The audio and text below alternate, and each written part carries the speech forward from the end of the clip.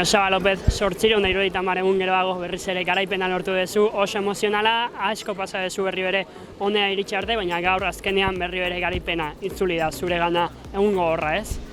Bai, egun oso gogorra beroagaitik, eta esan duzun azkenean denbora asko egon naiz lanian, arazoak eduki ditut, pandemia gaitik eta galan, baina lana eta esfortzuekin dena lortzen da.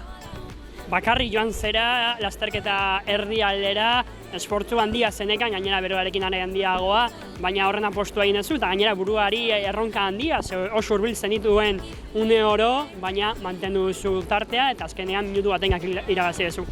Bai, azkenean ihesaldian lau taldekide nituen, eta banekin bakarrik nindoan, taldekideak kubrituko zidatela, eta holan izan da.